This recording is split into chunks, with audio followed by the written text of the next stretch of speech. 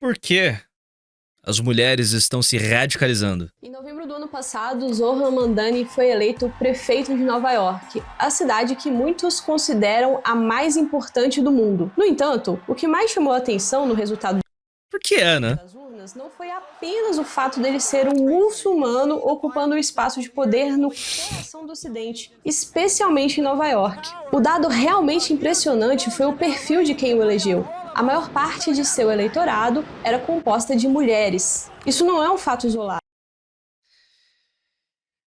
Ai, ai, ai. Eu ainda estou de castigo. Mas esse discurso que foi fringe por tanto tempo vai ser mainstream mais rápido do que a gente consegue prever. É.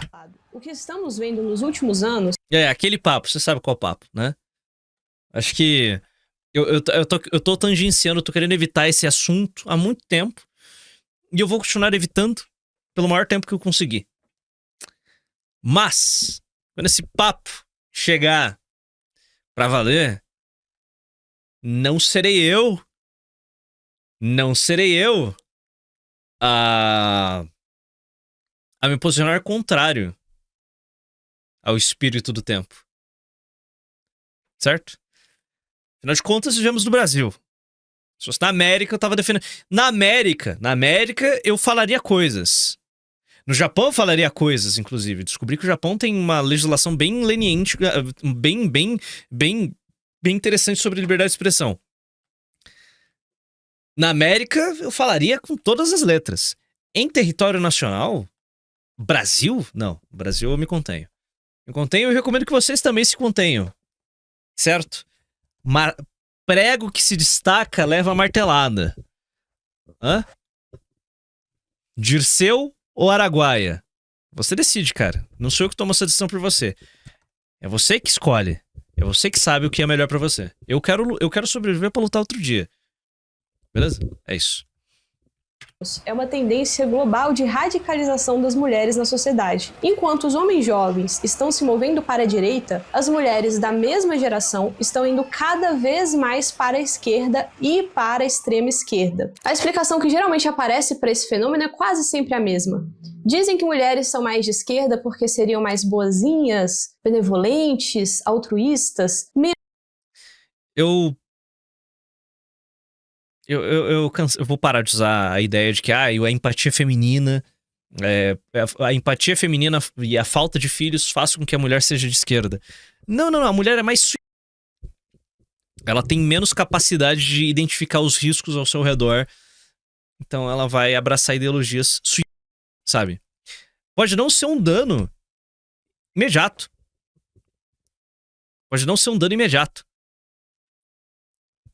Por isso que a mulher, quando ela defende legislação anti-Red Pill, vamos proibir a Red Pill, ela não tá fazendo um salto.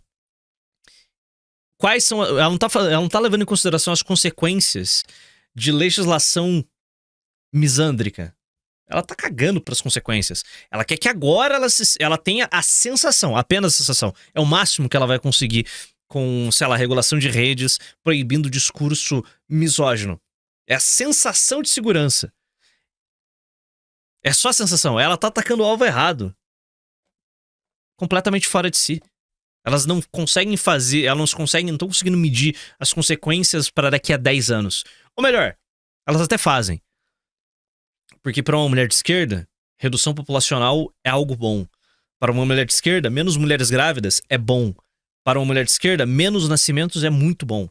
Então, elas podem até estar fazendo esse cálculo, mas elas... Bom, isso pode ser elas podem levar em consideração que quanto maior a divisão entre homens e mulheres na sociedade, menos casais, menos filhos, menos tudo. Mas isso é literalmente no longo prazo. Isso é suicídio no longo prazo. Destrua o tecido social. Quais são as consequências? A mentalidade de suicídio. As mulheres estão cavando a própria cova, sabe?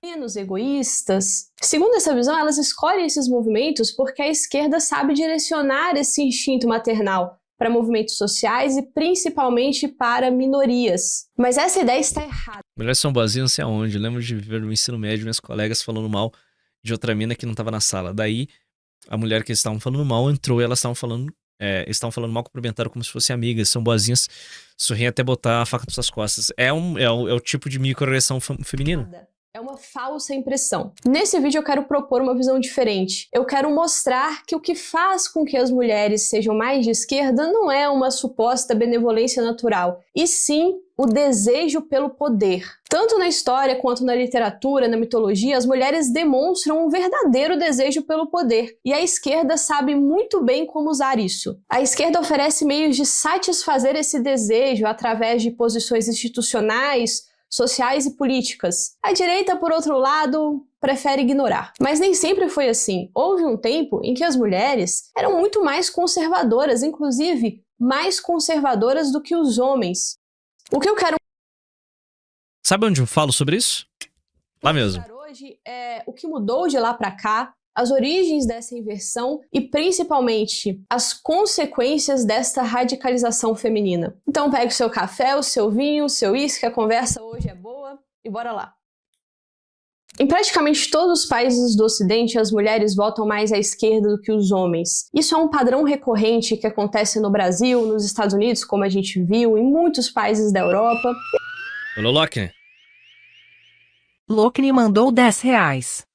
Minha querida, este beco é chamado de beco do estudo e não chegue perto dele, ele irá olhar na sua cara com um olhar de confusão e perguntará por quê?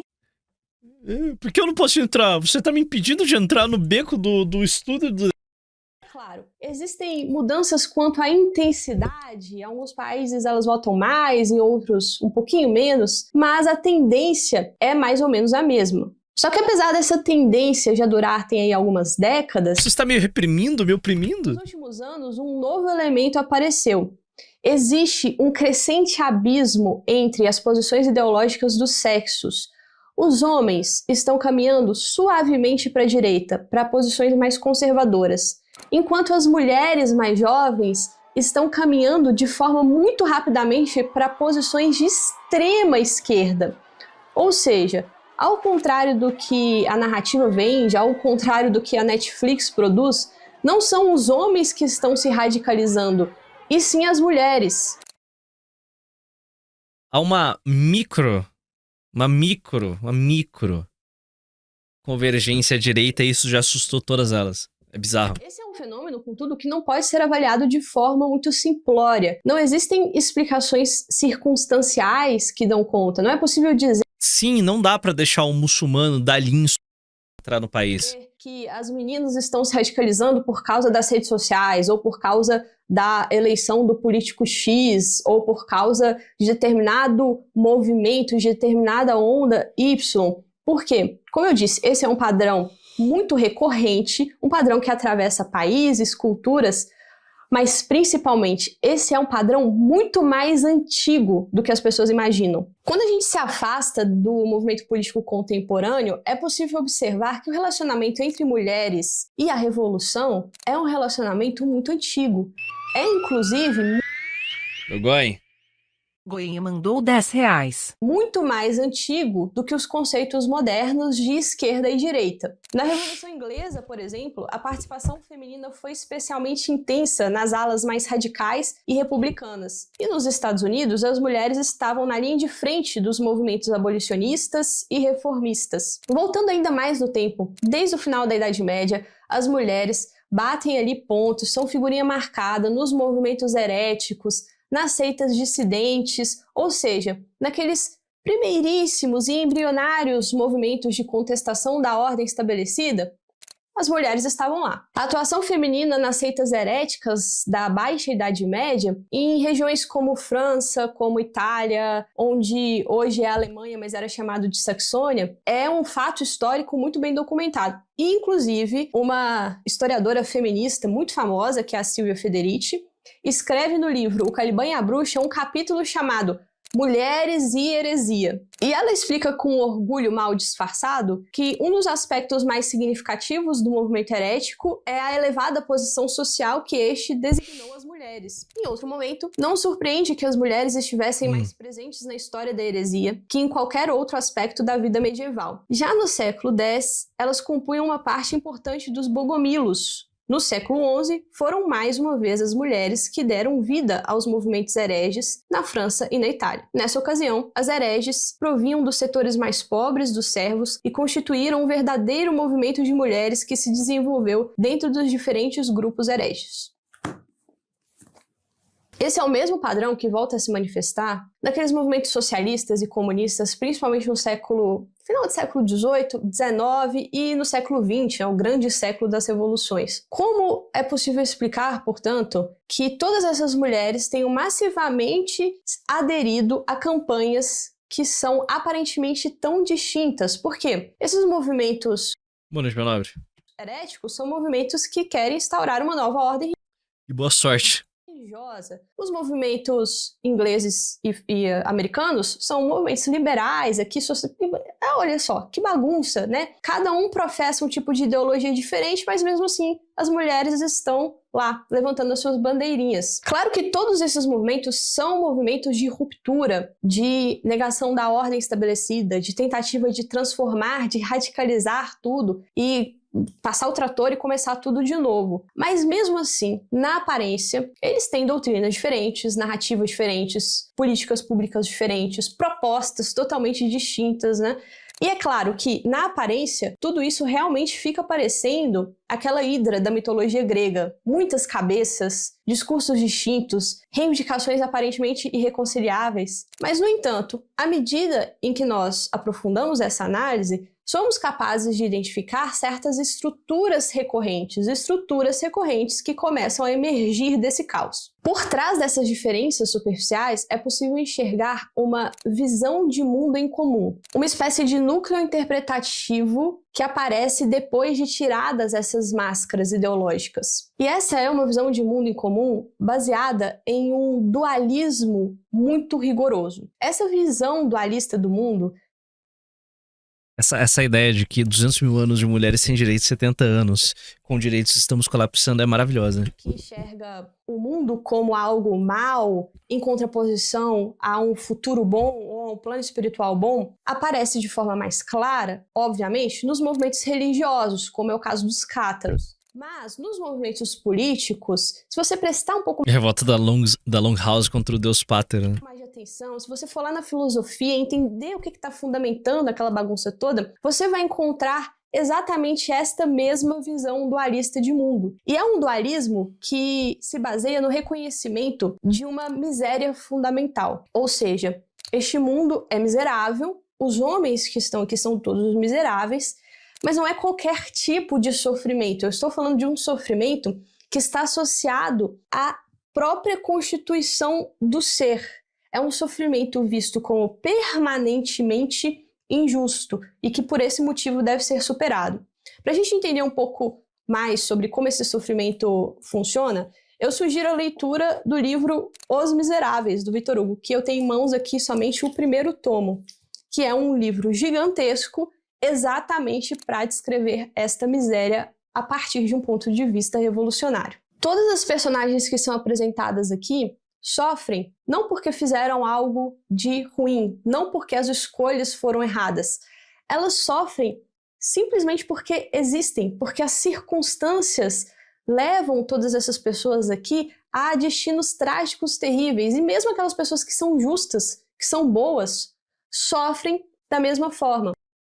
Homens sempre buscaram serem livres de espírito, mulheres sempre buscaram submeter a outros. Preciso mostrar um meme que eu vi uns dias atrás. Eu acho que eu não mostrei na live. Aqui, ó.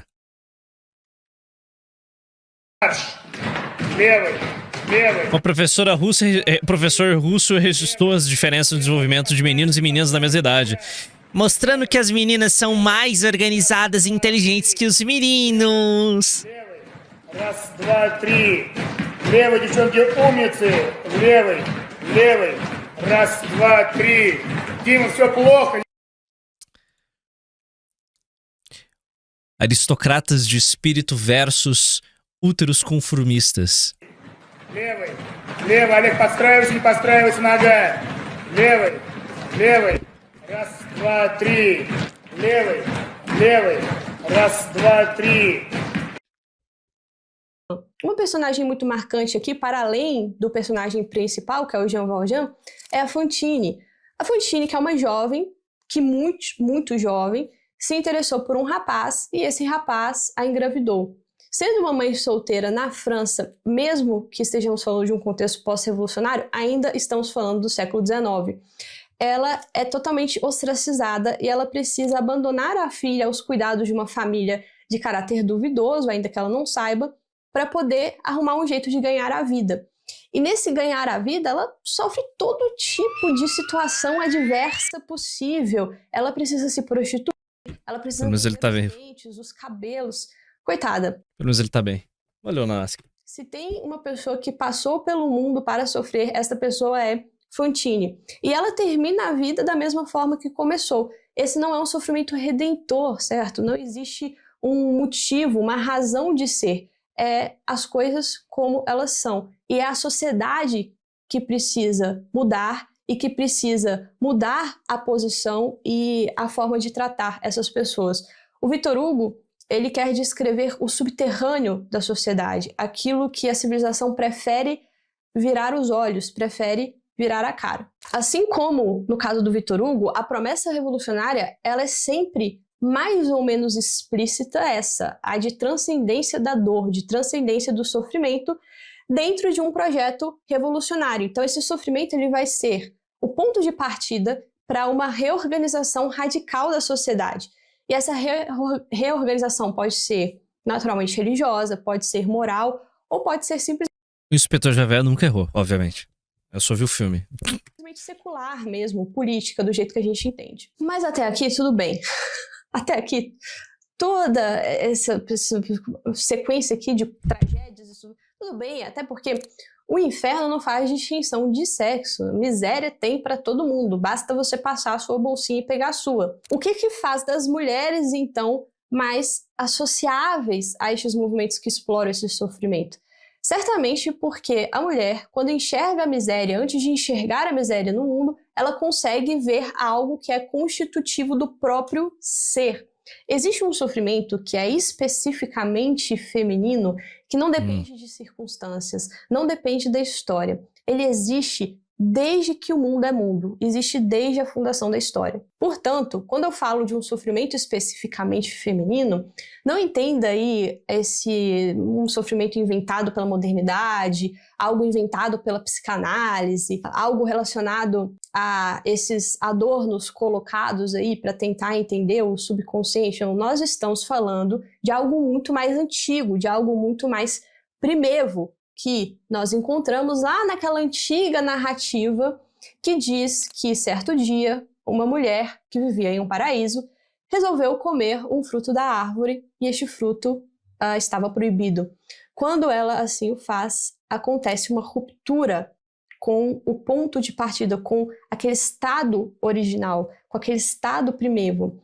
E quando acontece esta ruptura, a consequência é a instauração deste sofrimento nela mesma. Entenda essa ruptura aqui como um ponto original, por exemplo, o próprio paraíso, mas também entenda como aquela ideia de que em algum lugar as coisas foram melhores do que elas são agora. Aquela sensação, aquela nostalgia de um tempo melhor, de um passado, de um futuro melhor, de uma idade de ouro na qual as pessoas não sofriam como elas sofrem hoje e as mulheres não sofriam como elas sofrem hoje. Essa ruptura original causa aquela maldição conhecida, né? Multiplicarei grandemente as tuas dores da gestação ou do parto, dependendo da tradução da Bíblia que você tiver. Ou seja, lá no início dos tempos já está marcado este sofrimento constitutivo da mulher, que tem um nome, e este nome se chama Histera. Em grego, Histera significa simplesmente útero. Mas por um processo curioso de extrapolação, aos poucos ele também passou a designar uma espécie de agonia, uma espécie de mal-estar, uma sensação intensa e perturbadora. Eva, um ser belo que presenciou o próprio Deus, fez porque assim que surgiu um bandido e mandou ela comer a fruta, ela comeu. Brutal, brutal, cara, brutal. Que está associada à Ela tinha absolutamente tudo. Ela vivia no literal paraíso. E mesmo assim ela caiu no papo do Zé Droguinha. Caralho, bicho. Puta. It's over. It's over. It's over, Betinha. It's over. Não importa o que você faça. Experiência feminina. Ainda nos escritos da Grécia Antiga, naqueles trabalhos associados a Hipócrates, aparecem descrições desse sofrimento. Falava-se em histéricos, literalmente o sofrimento que vem do útero. Acreditava-se. O Adão vivendo o seu período de low cortisol, tá entendendo? Ele só queria aproveitar, aproveitar aquele mundo perfeito, incrível. E ela ficou entediada. Faltou a Eva. Fortes emoções. Que Adão, um beta, não conseguia mais dar a ela. Cara, bicho. Ela queria aventura, mano. Ela queria aventura. Que o útero tinha capacidade de andar pelo corpo. E ao andar pelo corpo, ele pressiona, no caso, os órgãos vitais, inclusive o pulmão, assim, então ele causa uma sensação. Olá, Loki. Loki mandou R$10. Certa vez vi um cara comentando algo que ficou comigo. Para jogar RPG esta escolha ele fazia duas coisas. Para ser um herói, ele jogava com um homem. Para ser um vilão, ele jogava como uma mulher, pois nenhuma decisão cruel poderia ser feita de forma tão proposital e com tamanha frieza.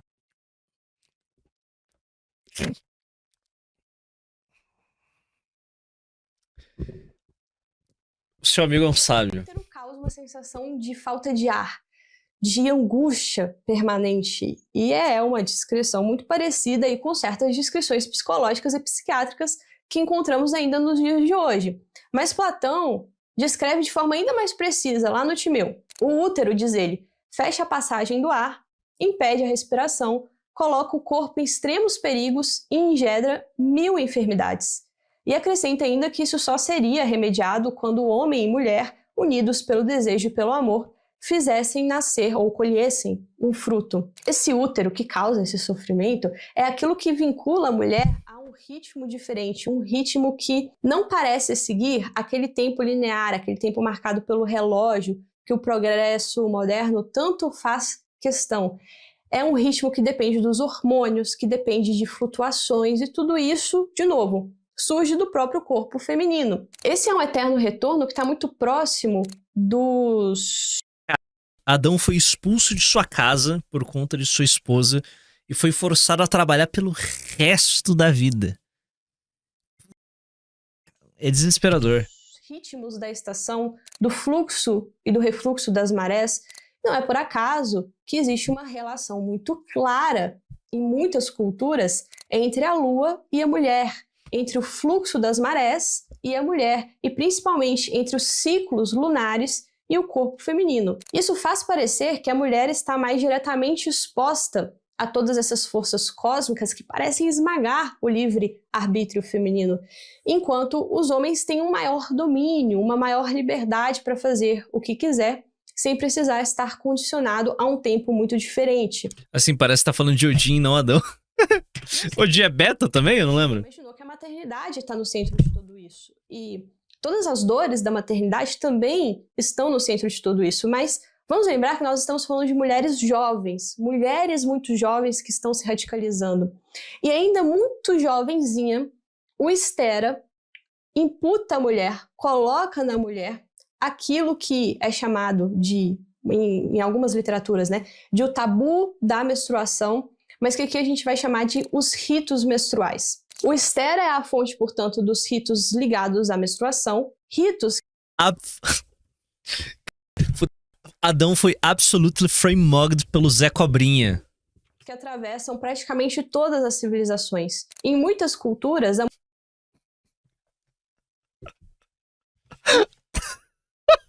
mulher que sangra não pode tocar em ninguém, não pode tocar em alimentos, ela não pode tocar sequer em si mesma, porque ela é vista... Pô, meu caro Ben 10, você é mais do que todos nós aqui. Com toda certeza você veio linhagem direta de Adão. Como impura, perigosa, portadora de um poder ambíguo, né? Em algumas tradições, isso é uma curiosidade, acreditava-se que o sangue vinha de uma picada de cobra. Portanto, Não, a minha gata tem uma vira-latinha. Eu não faço a menor ideia. Eu simplesmente adotei ela. a mulher tinha afinidades com serpentes, lagartos, o seu fluxo se semelhava ao fluxo de um veneno. E eu sei que essas crenças podem parecer muito arcaicas para você que está me ouvindo e é um homem moderno e tem estudos de biologia e sabe como o corpo funciona, sabe que o corpo é um mecanismo perfeito, que não tem nada místico envolvendo tudo isso. Eu sei Coupe. que você, Sacanagem. Eu sou ateu de mão. secular, não se preocupa com esse tipo de coisa. Acontece que esses ritos são passados, quer você queira ou não, de geração em geração, sempre que a menina recebe o primeiro sangue, ela recebe, ainda que de forma indireta, todos esses tabus, todos esses rituais. E ela percebe subjetivamente também, através da própria experiência, uma parte desses símbolos, uma parte desses rituais muito antigos. Não é algo que possa ser apagado muito facilmente com propagandas de absorvente bonito. Eu não vou ficar enchendo o saco. Com propagandas de que tá tudo bem, tá tudo certo, não tem nada de sujo, tudo legal, isso aí é uma coisa natural, isso acontece. Por mais que isso exista, por mais que esta tentativa de limpeza exista, todas as mulheres, e de novo, muito no início, ali no início da adolescência, sabem que sangrar todos os meses e não morrer parece mesmo ser uma maldição. Não é raro que surja, muito rapidamente, um estranhamento do corpo, né? Uma ideia de que esse corpo é uma prisão. E aquela visão dualista da revolta, que acredita que o mundo é mau e que este mundo é somente sofrimento, ela está muito alinhada com essa sensação de um corpo como uma prisão. Então, nesse ponto, o corpo feminino parece ser uma profundo, velho. prisão mais dura, mais Não é só sangue. A gente não sangra todos os meses, cara. violenta do que o corpo masculino. E é assim que as meninas o percebem desde muito Todo novas. mês, todo Ao mês. longo da história, todas essas mulheres que aderiram a essas filas revolucionárias, elas sempre estão vendo o mundo a partir desta visão que está enegrecida pela miséria. Essa sombra aparece em todas as épocas, em todas as histórias. Ela só consegue Cara, eu não conheço nenhum outro Sentinébula, infelizmente. ver o mundo a partir deste sofrimento primordial, que no caso da mulher está inscrito naquilo que ela é. E é exatamente aqui que aparece uma diferença muito marcante entre as duas grandes tradições políticas modernas. Porque a esquerda, ela reconhece esse sofrimento, dá voz a ele, ela o legitima e o transfere para suas políticas públicas. Ela não tenta ocultar, não tenta relativizar, não tenta dizer que isso é um erro ou uma coisa marginal. Ela incorpora tudo isso mesmo no núcleo duro e é a partir dele, a partir da existência dessa miséria, que ela justifica a sua própria ação política. A direita liberal moderna faz praticamente o inverso, porque ela se baseia em uma narrativa do progresso material, o aumento do consumo, do conforto, a melhoria da técnica, a expansão das civilizações, a expansão da literacia, do saneamento privado, a diminuição da mortalidade, todas essas coisas levam ao entendimento de que nós viveríamos no melhor dos mundos possíveis. A partir dessa perspectiva, esse sofrimento tende a 4 da manhã, 371 maluco vendo um vídeo sobre a prisão do corpo feminino. ser Aristocrático, eu diria. Aristocrático. minimizado. Ele é tratado como uma exceção, como uma falha individual. Quando muito, é tratado como algo contingente que vai melhorar. Espera aí só um pouquinho, engole o choro, que daqui a pouco a gente resolve este problema aí. Acontece que essa explicação, baseada nesta ideia hedonista e materialista, falha em entender que, em última análise, essa miséria não é simplesmente ou puramente imaterial. Ela pode até ter uma voz material, ela até pode querer coisas materiais achando que é isso que vai resolver o problema. Mas lá no fundo estamos falando de uma condição que é, em última análise, espiritual. Uma angústia, uma sensação de vazio que não pode ser preenchido por um carro novo, uma casa nova e nenhuma forma de ganho de dinheiro propriamente dito. Esse é um sofrimento que está ligado à perda de sentido, à sensação de exílio em relação ao mundo, uma sensação de exílio em relação à experiência recorrente, uma inadequação Somos sensíveis e pacientes. diante da forma como a vida social está organizada. Então nós estamos falando, em última análise, de um problema sem nome. O problema sem nome é sentido por aquelas pessoas que, apesar de terem alcançado aquilo que seria o sucesso social, ou aquilo que a sociedade vende como sendo a vida perfeita, mesmo aquelas pessoas que se casaram, tiveram filhos, têm uma estabilidade econômica, viveram conforme manda o jogo, elas deitam a cabeça no travesseiro à noite e continuam sentindo esse vazio e continuam sentindo essa sensação de, peraí, a vida é só isso mesmo? Muitas vezes, essa falta de sentido, esse vazio, ele não tem nome porque as pessoas realmente não sabem como nomeá-lo. Elas acreditam que ela não tem motivo para estar se sentindo assim. E por não ter motivo para estar se sentindo assim, este é um sofrimento que não se justifica de forma alguma. Porque não é uma miséria econômica, não é um sofrimento físico visível, né? Mas esse mal-estar silencioso, ele continua, ele permanece ali como uma espécie de sombra no cotidiano. Este é o mesmo mal-estar silencioso que acomete Madame Bovary, no clássico escrito pelo Gustave Flaubert.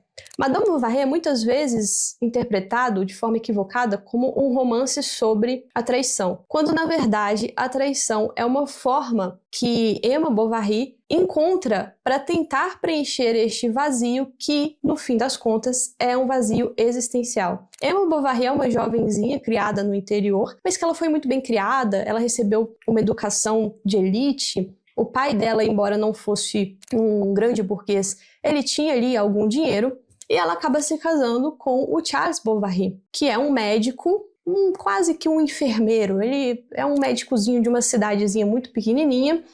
E depois de se casar com ele, ela vive a sua vida ordinária e não consegue suportá-la. Ela sonha, ela aspira a coisas maiores, ela fantasia bailes, ela fantasia romances que ela nunca viveu. Ela acredita que se ela tivesse a oportunidade de conviver com a alta sociedade parisiense, então aquela angústia, aquele sentimento de vazio desapareceriam. E a partir deste sentimento de exílio e de vazio, ela se lança em formas mais estapafúrdias impossíveis de tentar solucionar este problema. E esse não é um livro sobre traição, portanto, é um livro sobre a tragédia que acontece quando uma pessoa tem pão, uma pessoa tem uma lenha em casa para aquecer a sua casa, mas em busca de algo que é, em última análise, espiritual, e ao não encontrar, acaba destruindo a sua vida e a vida das pessoas ao seu redor. Bom, esse é o problema.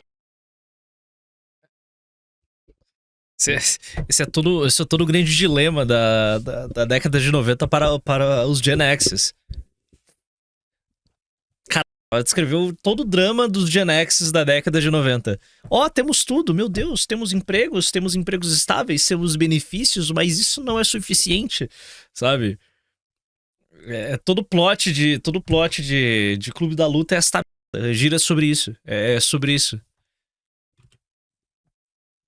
Sem nome que foi corretamente identificado. O TED de possuir. Portanto, por Beth Friedan, num livro que foi um sucesso tremendo de vendas, chamado A Mística Feminina. A Beth Friedan analisa as mulheres americanas de classe média alta, principalmente mulheres casadas, e ela identifica este vazio, ela identifica esta falta de sentido, e é isso que ela chama de O Problema Sem Nome. É claro que este livro fez tanto sucesso assim, exatamente porque todas essas mulheres se viam neste problema. A direita tende a pegar o problema sem nome e tratar como algo que é individual, como algo que é psicológico, quando muito, um problema moral. E a esquerda pega esse mesmo problema, reconhece como sendo um mal-estar difuso e coletivo e apresenta uma resposta política para ele. E é precisamente neste reconhecimento, como prova a quantidade de livros vendidos pela Beth Friedan, que muitas mulheres se veem. Veja bem, embora a esquerda saiba explorar esse sentimento e projetá-lo na política, isso não significa que essa sensação de exílio seja falsa. Na verdade, não estamos falando de algo que é ilusório, não estamos falando de algo que é simplesmente subjetivo. E é exatamente aqui que nós vamos entrar no ponto mais profundo dessa análise. Então, respira aí e vem comigo.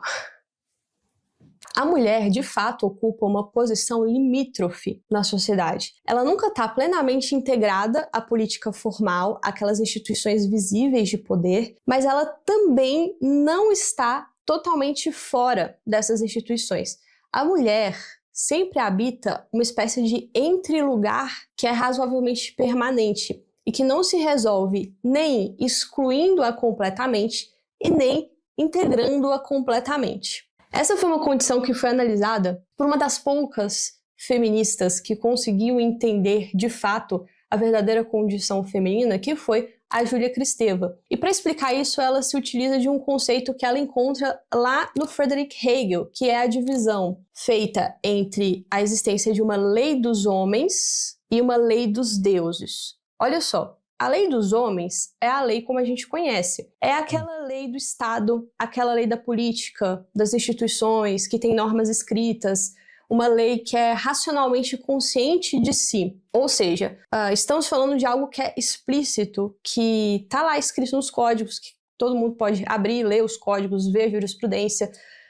Muitas vezes ela está sustentada num consenso social mesmo, e ela é abertamente exercida naquilo chamado de o espaço público, ou a esfera pública. Então essa é a lei dos homens. E já a chamada lei divina, que é associada pelo próprio Hegel ao feminino, não é uma lei divina no sentido teológico da coisa, tá? Eu não estou falando aqui de teologia em sentido estrito. Nós estamos falando de uma lei divina que está relacionada à família, ao culto dos mortos, a como aquela sociedade gerencia o luto, a religião, mas principalmente as leis de reprodução. Ao contrário da lei dos homens, essa lei divina ela não é codificada, não é escrita, ela não é aberta, ela é meio subterrânea, assim.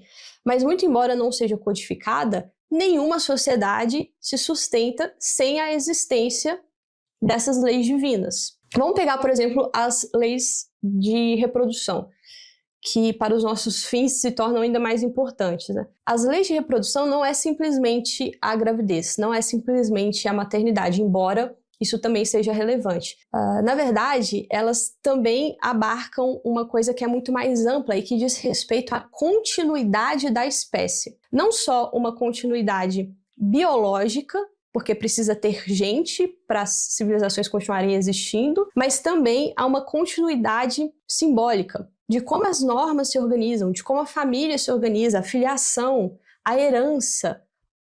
Percebe que o problema é complexo quando é preciso um vídeo para explicar o porquê a mulher só toma decisão. O parentesco se organiza. Tudo isso depende dessa lei de reprodução. Então, esses mecanismos de transmissão biológica, cultural, são passados entre essas gerações, dependem de algo que é essencialmente feminino. Então, de uma forma ainda mais profunda, isso A Long House. que pouquíssimas feministas conseguiram entender, e as que entenderam preferiram fingir que não viram, né? É que as mulheres, por Que lei é essa? estarem Lei de Gerson. associadas a essa lei divina, que é uma lei subterrânea, e por estarem associadas a esse trabalho de luto, de culto aos mortos e de geração da vida, elas não temem abertamente a morte e a própria lei, porque elas estão administrando as duas coisas e elas já estão de forma antecipada nesse limiar. Eu queria que vocês recordassem aqui que até pouquíssimo tempo atrás, a maternidade estava indissociavelmente vinculada à morte por um motivo bem simples. As mulheres morriam durante a gestação e morriam durante o parto como moscas, tanto as mulheres quanto as crianças. Mas existem levantamentos que mostram que a morte de mulheres no parto é o equivalente à morte de todos os homens em todas as guerras do mundo. Isso só mudou muito recente na história das civilizações, que a mortalidade, tanto materna e infantil, caiu drasticamente, mas... A guerra da mulher sempre foi o parto. Essa sempre foi a luta dela. Sempre foi a guerra. Não é nem só vezes. Eu já vi essa comparação. A guerra da mulher sempre foi no parto. Porque ali ela estava correndo ela estava correndo risco de vida. Mas mesmo assim, essa vinculação Cada um tem seu corre. Elas e no momento que elas perdem essa responsabilidade, no momento que elas perdem esse risco, meio que a gente também perdeu isso nos últimos 80 anos. Não existem grandes guerras que, cara, milhões não estão morrendo. No mundo civilizado, cara, né? O homem tá perdendo também tá perdendo o seu sentido da vida. da mulher Bom, anyway.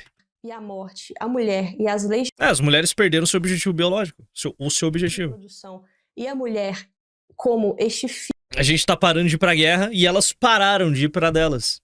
É isso. As mulheres pararam de ir para a sua guerra. E a gente tá parando de ir para a nossa. entre a vida e a morte não mudaram. Eles permanecem vivos. Considerando tudo isso, a mulher está nesse limiar, mas não significa que ela é marginal à lei. Na verdade, ela é uma espécie de fundamento silencioso dessa mesma lei. Só que o problema é que aquilo que fundamenta a lei não pode aparecer na claridade, não pode aparecer à luz do dia, sem comprometer o funcionamento dessas instituições que estão na superfície, né? Então, a fundação precisa continuar sendo fundação para que tenha a garantia de harmonia e de continuidade dessas duas leis diferentes. Mas é dessa tensão, portanto, que nasce essa ambiguidade permanente da posição feminina na sociedade, que é uma ambiguidade que ela perpassa a história, perpassa civilizações. A figura feminina está sempre associada àquilo que é daemônico, ou seja, aquilo que não é necessariamente bom nem mal, mas que é capaz de fazer a ponte entre a matéria e o transcendente, mas principalmente aquilo que é demoníaco, porque não no sentido moral da coisa, mas no sentido de que é capaz de fornecer desestabilizações intensas. Nesse sentido, a mulher ela é, ao mesmo tempo, a maior garantia social, sobretudo na figura da mãe, porque é ela que assegura esta continuidade geracional e a continuidade da vida, mas ela também é a maior... Sim, eu vi. Eu vi os índices na Inglaterra. Não só a mulher não está indo pra guerra, como ela está matando a sua prole. Tipo, é isso. É completamente demoníaco. Maior ameaça à estabilidade e à ordem. Compreendendo esse aspecto mais teórico e mais filosófico, nós somos capazes de entender por que as mulheres exercem, historicamente, uma forma de poder que raramente se manifesta no sentido direto, no sentido estritamente a Longhouse institucional da coisa, sabe? Nós somos capazes de compreender por que as mulheres exercem esse poder subterrâneo, como elas operam através da influência familiar, religiosa, da influência cultural, mas principalmente da influência demográfica. E mesmo quando elas estão maldita maloca excluídas dessas formas formais de decisão, elas sempre foram capazes de orientar escolhas políticas, de produzir transformações sociais que têm um longo alcance, e elas sempre fizeram isso usando estes fundamentos simbólicos, esses fundamentos da própria vida coletiva. Foi justamente a partir do exercício deste poder subterrâneo que o próprio cristianismo conseguiu se formar e se estruturar socialmente nos seus... A Longhouse como conceito já é mainstream no Brasil? É um conceito antigo já. Eu cheguei tarde pra festinha. Eu fui descobrir por causa dos Novos Clássicos. Não tem um ano que eu conheço esse conceito. Não, nem perto. Ok. Mas já é algo antigo já. Já tinha... Existe um... Pra mim, né? Eu sou um doente, eu circulei em muitas bolhas e consumi muitas coisas ao longo dos anos aí, mas sem necessariamente dar a devida atenção. Então vai passando o tempo e eu vou aderindo a novas ideias e a novos conceitos, e eu vejo coisas que eu já vi no passado. Tava lá. Era só ter prestado atenção. Não, eu tava atolado em literatura ANCAP, que bosta, né? Então, eu não duvido nada que a Longhouse passou na minha timeline em algum momento, e eu não sabia de porra, eu não prestei atenção e segui minha vida. Eu acho que... Eu acho que vai... Eu não sei, eu acho que esse ano vai virar mainstream. Eu acho que se mainstream não. Vai virar mainstream na direita. É isso. Tem gente aqui na bolha, mesmo você não... Mesmo eu martelando essa porra com frequência, porque eu sou um bapista recém-convertido, né? Eu fico martelando essa porra live e alguns senhores nem sabem o que é Long House ainda. Já tem, sei lá, um ano que eu falo essa porra. Os primeiros anos de vida. A participação feminina na... Cara, o Viriato trouxe tudo pro Brasil. Se eu tivesse...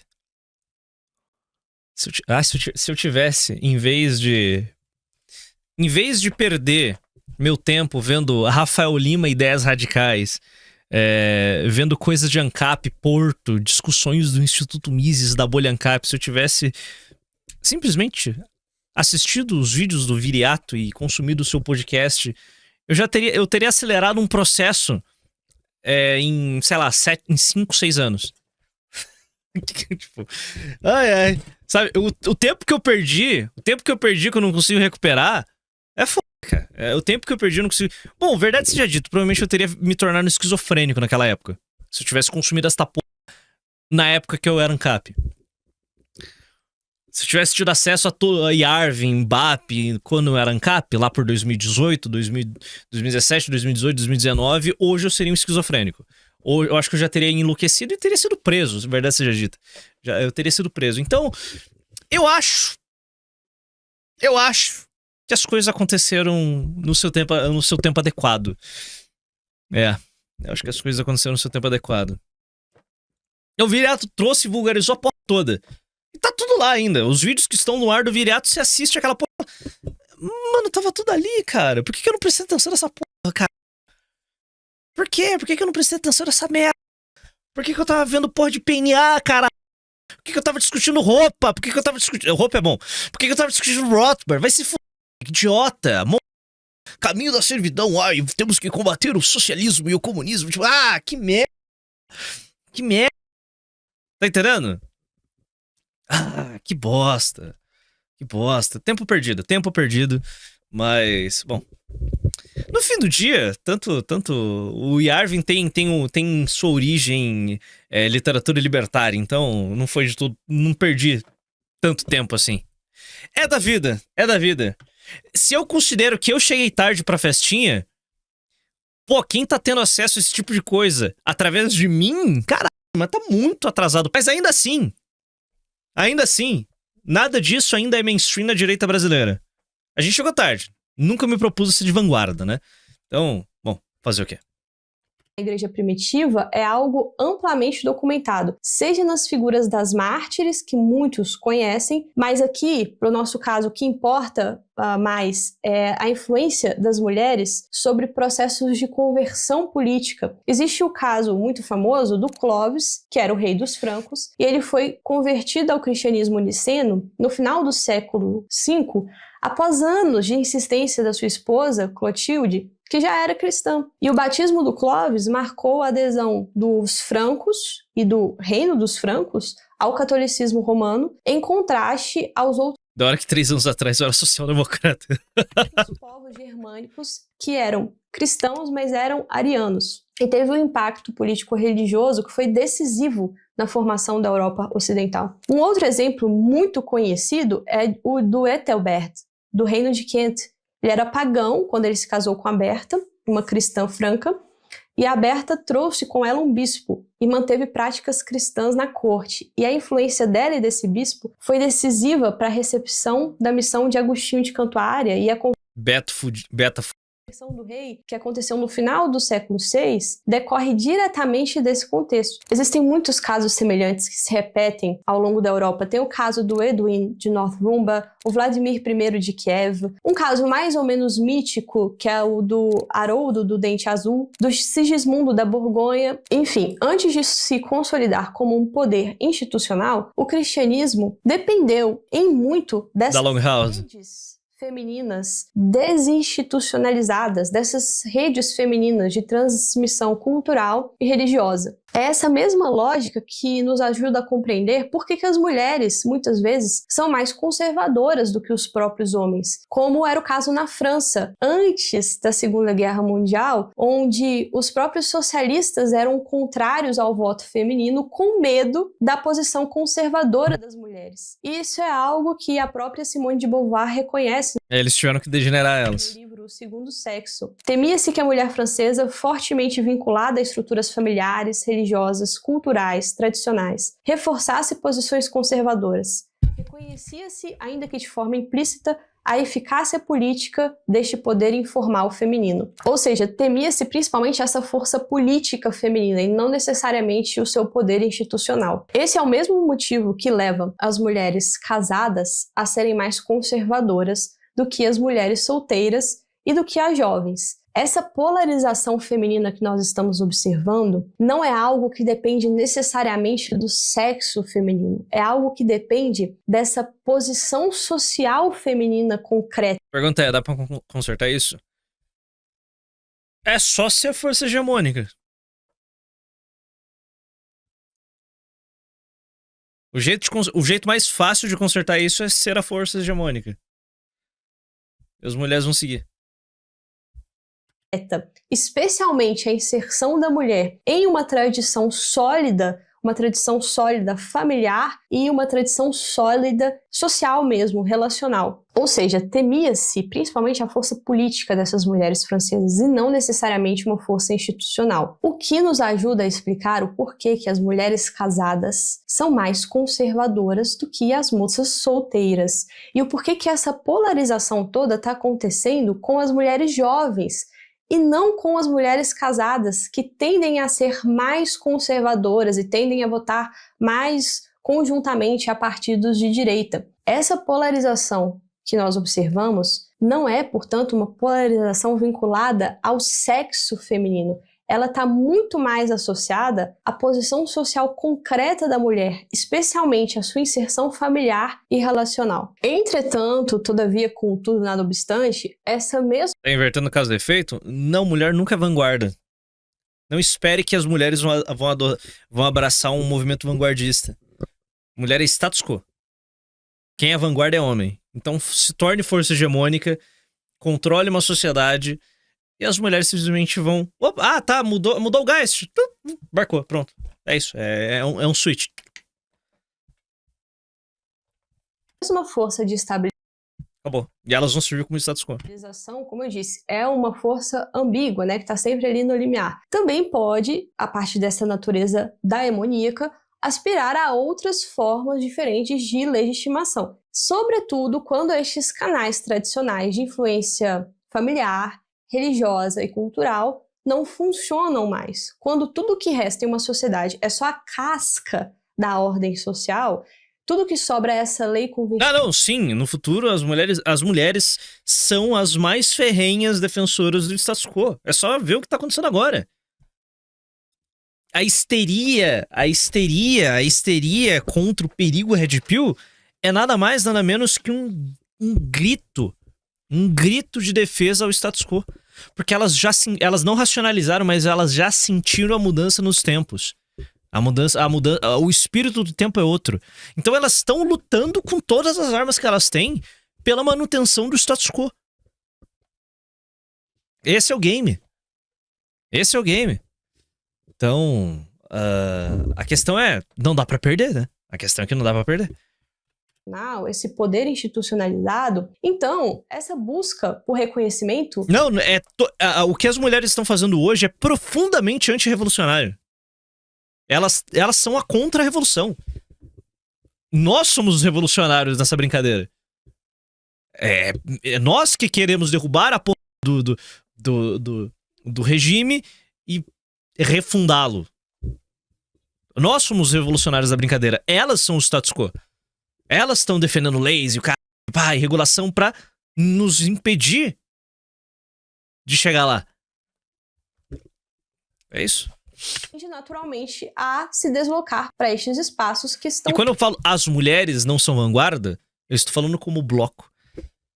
É isso. Homens são vanguarda, porque o bloco de homens de vanguarda são homens jovens, são homens jovens sem esperança. É isso. É sempre uma. Todo movimento revolucionário é um movimento formado por homens jovens, cara. Homens jovens buscando essa destruição do que não está funcionando. Ah, tá cheio de mulher nessa bolha? Sim.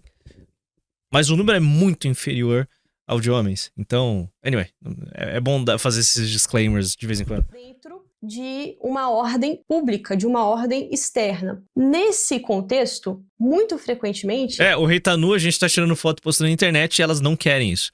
Essa aspiração por reconhecimento assume formas... O problema é que a tendência dos homens jovens hoje é ser incel, isso é perigoso. A tendência hoje, dos jovens de hoje, é ser incel. Incel é o slang, é a ofensa de hoje. Mas homens jovens sem acesso, sem a possibilidade de formar família, sem a possibilidade de trabalhar, de ser produtivo, de exercer o seu papel masculino na sociedade, sempre se revolta. Então, calma lá, é só o termo incel é o que tá sendo utilizado hoje, mas esse conceito sempre existiu. É só ver os exércitos de incels no mundo árabe. Que são disruptivas, formas que são distorcidas e até mesmo formas destrutivas. Um caso clássico, como é verdade, né? Mas assim, uma história clássica sobre este poder feminino destrutivo está em Macbeth, do William Shakespeare. Aqui nós encontramos um jovem nobre, né? que aspira... Manor Bond era isso, homens jovens que não tinham o que fazer e invadir outros lugares. Eles se juntam e vão fazer merda em outro lugar. Sempre foi isso. Sempre foi isso. Ao trono, porque ele resolveu ouvir conselhos de natureza duvidosa de 3 bruxas que ele encontrou na estrada. Ele manda uma carta para a mulher, dizendo que houve essa profecia, e a mulher, que é a Lady Macbeth, percebe que o seu marido não teria a audácia suficiente, não teria a coragem suficiente para fazer o que deveria ser feito, que no caso é assassinar o rei para tomar o seu lugar. Então ela faz uma espécie de invocação do mal, ela faz uma espécie de invocação dos poderes ocultos para que ela possa se destituir daquilo que a faz ser mulher, e ela rejeita apertamente a maternidade nesse ponto. Já é um excelente vídeo da Olabocós. E a partir dessa rejeição ela possa ajudar o marido.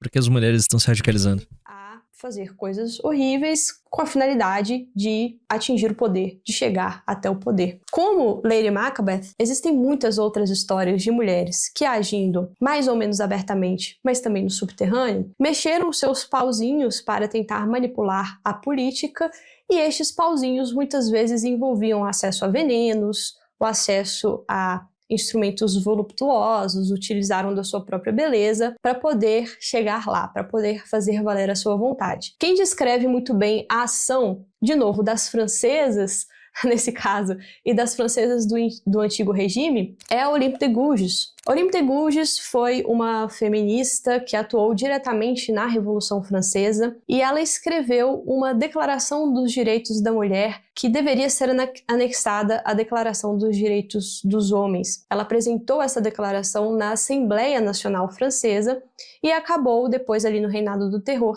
sendo decapitada pelo mandato de Robespierre. Mas dentro dessa declaração, a Olympe de Gouges denuncia essa ação nada bacana das mulheres do antigo regime para poder se posicionar e para poder obter o poder. É nesse ponto também que muitas mulheres são absorvidas pelo poder institucionalizado e pela maquinaria que este poder arruma, né? Elas são absorvidas principalmente pelos partidos políticos, modernamente. E não só por partidos políticos de esquerda. Foram muitos aqueles partidos de direita que conseguiram compreender este anseio feminino e conseguiram utilizá-lo ali para formar a sua base e para conseguir levar a sua doutrina adiante. O melhor exemplo é o franquismo espanhol, porque ali o apoio feminino foi decisivo e foi estruturado em torno da secção feminina, que Tem um outro partido contemporâneo cuja sua base feminina era mais vocal e fiel. era responsável pela formação moral. Partido fascista italiano. cívica e religiosa das Eu tinha mais um também, mas... mulheres. Na secção feminina, Status quo, irmão. Status quo. elas exerciam uma autoridade simbólica que estava ligada exatamente a essa preservação da ordem social, a essa preservação da moral pública, o que mostra que esta mobilização feminina não depende necessariamente de um discurso revolucionário. Depende, sim, do reconhecimento, primeiro, da existência desta questão feminina, especialmente dos problemas relacionados à maternidade e como colocar dentro da ordem pública esta lei de reprodução, esta necessidade de continuação da espécie e também da possibilidade concreta de exercer determinado tipo de autoridade e de ter um reconhecimento social e a possibilidade de ascensão do seu status. A aproximação recorrente entre as mulheres e a esquerda não acontece em razão de uma suposta benevolência natural feminina, e muito menos porque as mulheres seriam naturalmente inclinadas à esquerda, ou, como advoga George Orwell, porque as mulheres tendem a apoiar o status quo. Ela acontece simplesmente porque a esquerda responde melhor à lógica do sofrimento e sabe explorar politicamente esse sofrimento e oferecer às mulheres, a partir dessa transcendência, posições específicas dentro da maquinaria institucionalizada do poder. Enfim, ela oferece canais claros de reconhecimento, de visibilidade, de poder mesmo. Acontece que essa é uma promessa que sempre se revela mais cedo ou mais tarde, uma promessa ilusória, totalmente fraudulenta. As mulheres percebem, e isso ajuda a explicar o porquê que são as mulheres mais jovens e não tanto as mulheres mais velhas, porque existe uma tomada de consciência ao longo desse processo que, para a mulher ser incluída neste poder dominante, para que ela exerça essa esfera pública de uma forma tão aberta e de uma forma tão marcada, ela precisa se tornar uma espécie de cópia do masculino, ela precisa se tornar uma espécie de versão masculinizada e adotar a mesma linguagem totalizante do masculino, adotar a mesma postura que esmaga o que existe de singular e o que existe de feminino mesmo. Apesar das promessas, a mulher nunca é incorporada na maquinaria da revolução como mulher mesmo, como um sujeito distinto. Ela sempre é incorporada como sendo funcionalmente mais próxima do homem, mais ou menos próxima do homem. E é então que ela percebe que as suas necessidades enquanto mulher continuam sem resposta. Acontece que do outro lado, enquanto a direita continuar insistindo nestes slogans liberais prontos, pré-fabricados, enquanto a direita continuar afirmando que este problema sem nome não é um problema real, que tudo isso é vitimismo, que tudo isso é mimimi, e que as pessoas deveriam estar preocupadas com questões mais práticas, mais materiais e menos, em última análise, espirituais, Coisas relevantes. ela continuará sendo esmagada pelo bonde revolucionário. Só que este bonde, especificamente, não é uma crise política propriamente dita. Nós estamos falando de uma crise que diz respeito à continuidade da espécie. Afinal de contas, a maternidade está no centro daquilo que transforma uma sociedade em algo estável, em algo permanente. E se existe uma crise demográfica, ela existe exatamente porque esse abismo vai continuar a se tornar cada vez maior, a guerra entre os sexos vai continuar a se tornar cada vez mais flagrante, e cada vez mais insuportável, e no meio de tudo isso é o tecido social que está se desfazendo por completo. Ignorar que o feminino ocupa ao mesmo tempo o centro da vida social e, ao mesmo tempo, o ponto mais frágil desta vida social não é simplesmente um erro de análise política, é também um erro de análise política muito grave, mas nesse caso, principalmente no ponto demográfico que nós estamos, isso é praticamente um suicídio. E é sempre bom reforçar que esse tipo de suicídio não vai ser resolvido discutindo direito de voto feminino ou nada próximo disso. Então...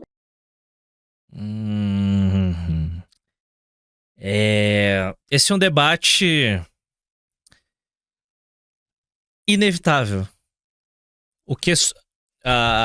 Questionar direitos femininos é algo que se faz inevitável. É simplesmente inevitável. Essa conversa vai chegar. Essa conversa vai chegar mais rápido do que eu acho que a gente está preparado. Certo? Eu acho que essa conversa vai chegar mais rápido que a gente tá preparado. Eu espero que vocês tenham gostado e até o próximo vídeo. Mas é um excelente vídeo. Excelente vídeo. Excelente vídeo.